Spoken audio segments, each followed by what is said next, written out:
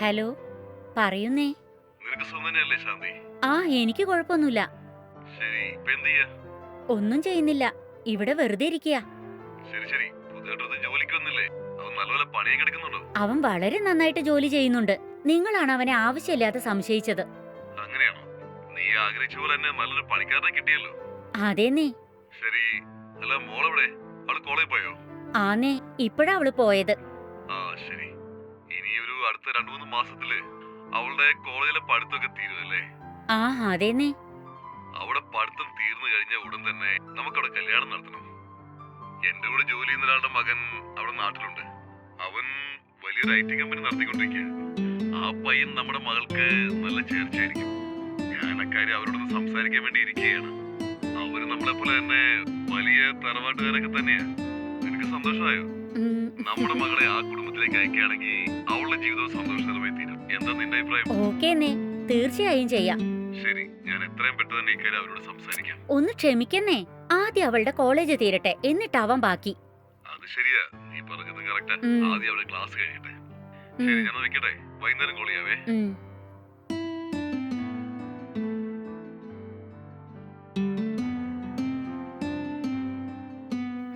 Madam, ഒരു minute. മാഡത്തിനോട് ഒരു കാര്യം എനിക്ക് സംസാരിക്കാനുണ്ടായിരുന്നു. എന്താ രാമു? 2 ദിവസമായിട്ട് നമ്മുടെ സീതമോൾ എന്ത് വിഷമത്തിലാണ്. വിഷമത്തിലാണെന്നോ? എന്താ, എന്തു പറ്റിയവക്ക്? എന്നോടൊന്നും അവള് പറഞ്ഞില്ലല്ലോ. ഒന്ന് മനസ്സിലാവുന്ന പോലെ പറ. ഇന്നലെ രാത്രി ഏകദേശം 1 മണി സമയത്ത് ആരോ സംസാരിക്കുന്ന പോലെ തോന്നി. ഈ സമയത്ത് ആരാണെന്ന് അറിയാൻ വേണ്ടി ഞാൻ പുറത്തുനിന്ന് നോക്കുമ്പോ സീതമോൾ ആരോടോ ഫോണിൽ ദേഷ്യത്തിൽ സംസാരിക്കായിരുന്നു. ഫോണിൽ സംസാരിക്കുന്ന ആൾക്ക് സീതമോൾക്ക് എന്ത് പ്രശ്നമുണ്ടെന്ന് തോന്നുന്നു. എൻ്റെ അടുത്ത് 10 ലക്ഷം ഒന്നും ഇല്ല എന്നൊക്കെ സീതമോൾ പറയുന്നുണ്ടായിരുന്നു. സീതമോൾ 2 ദിവസമായിട്ട് ഏതോ വലിയ ടെൻഷനിലാണ് മാഡം. അതാ ഈ പ്രശ്നം എത്രയും പെട്ടെന്ന് മാഡത്തിനോട് പറയണമെന്ന് കരുതിയാ ഞാനിപ്പോൾ ഇങ്ങോട്ട് വന്നേ. ഞാൻ പറഞ്ഞെന്ന് പറയല്ലേ മാഡം. മാഡം തന്നെ മോളോട് നേരിട്ട് സംസാരിച്ചിട്ട് എന്താണ് പ്രശ്നമെന്ന് ചോദിക്കും മാഡം. ശരി ശരി, ഞാൻ അവളോട് ചോദിച്ചോളാം. നീ ജോലി നോക്ക്. ശരി മാഡം.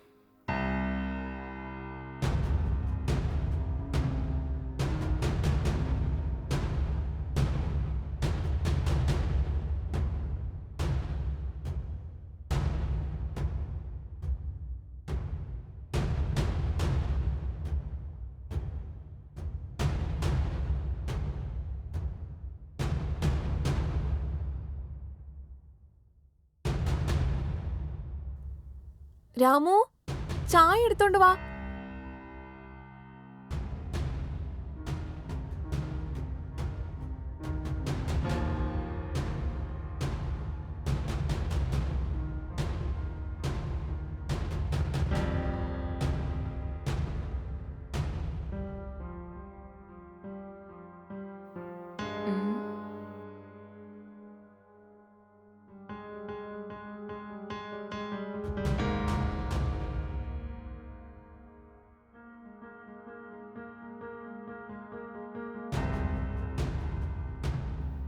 ഇങ്ങോട്ട് നോക്കടി. ഇന്നലെ രാത്രി നീ ആരോടാ ഫോൺ സംസാരിച്ചത്? ഇല്ലല്ലോ അമ്മേ, ഞാൻ ആരോടും സംസാരിച്ചില്ലല്ലോ. എടി, ഇന്നലെ രാത്രി 12 മണിക്ക് മേലെ നിനക്കൊരു ഫോൺ വന്നിരുന്നു. നീ ഫോണും കൊണ്ടുപോയി ബാൽക്കണിയിൽ നിന്ന് സംസാരിച്ചു. ആ നേരത്ത് നീ ആരോടാ സംസാരിച്ചിരുന്നത്? ഇല്ലമ്മേ, ഞാൻ ആരോടും സംസാരിച്ചിട്ടില്ല. അതൊക്കെ പോട്ടെ, ആരാ അമ്മയടുത്ത് ഇത് പറഞ്ഞത്? രാമു. അതാ വരുന്നു മാഡം.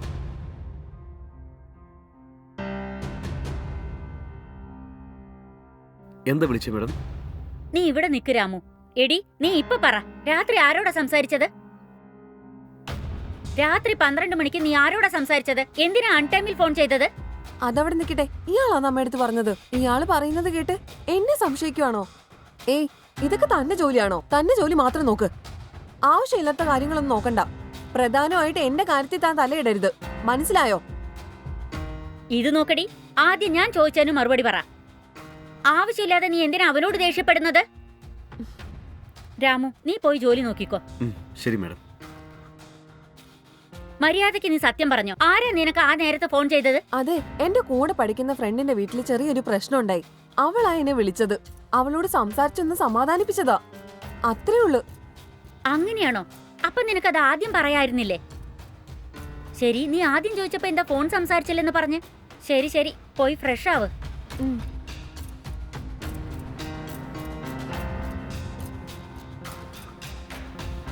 ആദ്യം ചോദിച്ചപ്പോ ഫോൺ സംസാരിച്ചില്ലെന്ന് പറയുന്നു. ഇപ്പോ എന്തോ മാറ്റി പറയുന്നുണ്ടല്ലോ ഇവള്. എന്താ പറ്റിയത് ഇവൾക്ക്?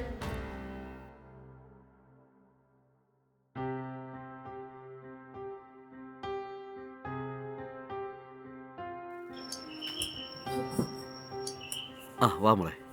രാമു കുറച്ച് ചായ എടുത്തോണ്ടോ? ആ ശരി മോളെ.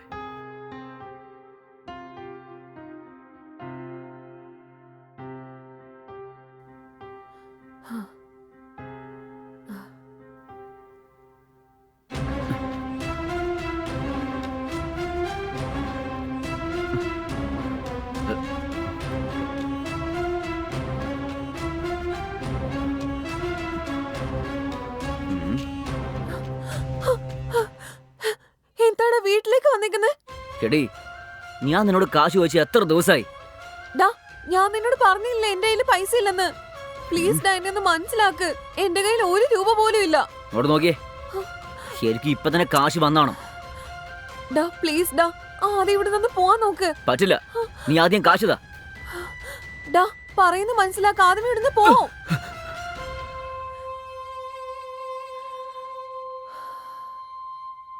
ഹേ, ഹേ, ഹേ, ഒന്ന് എണ്ണിക്കടാ. ഡാ പ്ലീസ് ഡാ. ഡാ എന്താ പറ്റി നിനക്ക്? ഡാ എണ്ണിക്കാനല്ലേ പറഞ്ഞേ?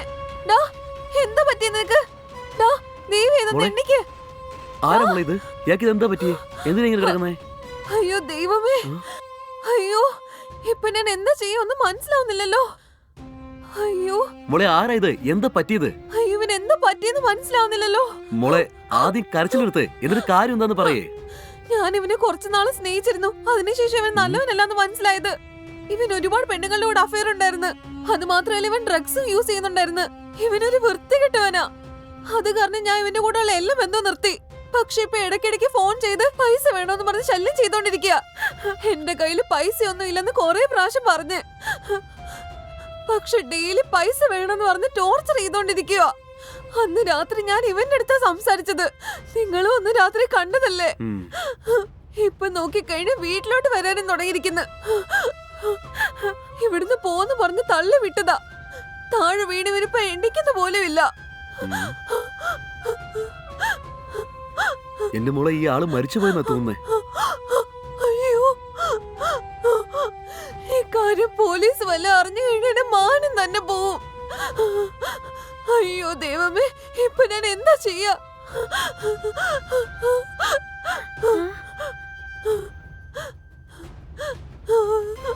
ഏയ് ആരാടി ഇവൻ? ഇവിടെ എന്താ ഇങ്ങനെ കിടക്കുന്നത്? അമ്മേ, ഏയ് എന്താടി സംഭവിച്ചത്? എന്തിനാ നീ കരയുന്നത്? അല്ല ഇവൻ ആരാ? ചോദിച്ചത് കേട്ടില്ല, മറുപടി പറ. ഇവൻ എന്താ പറ്റിയത്? ഇയാള് മരിച്ചുപോയി മാഡം. ആ, എന്ത് മരിച്ചു പോയെന്നോ? എന്താ രാമു നീ പറയുന്നത്? എടി എന്താടി പറ്റിയത്? അമ്മേ, ഞാൻ ഇവനുമായിട്ട് കുറച്ചു നാള് സ്നേഹത്തിലായിരുന്നു. ഇവന് കുറച്ച് മോശ സ്വഭാവങ്ങളുണ്ടായിരുന്നു. ഇവൻ നല്ലവനല്ലാന്ന് അറിഞ്ഞിട്ട് ഇവനുമായിട്ട് ഞാൻ ബ്രേക്കപ്പ് ചെയ്തായിരുന്നു.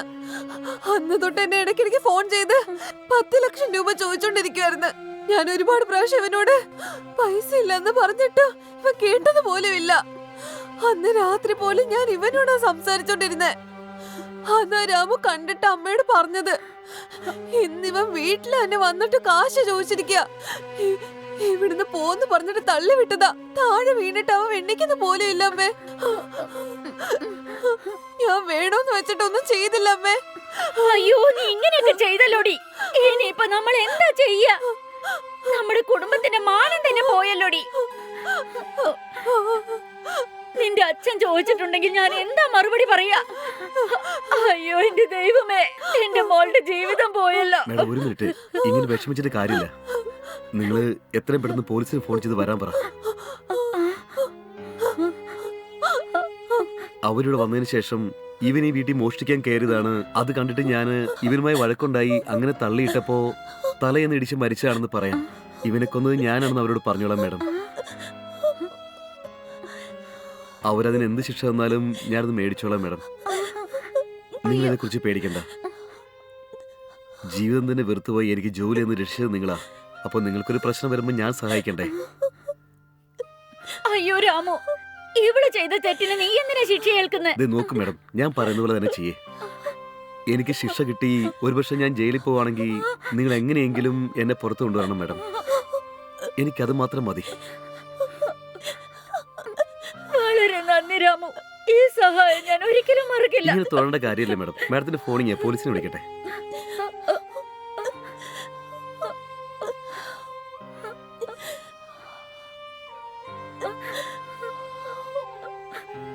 Hello, police station.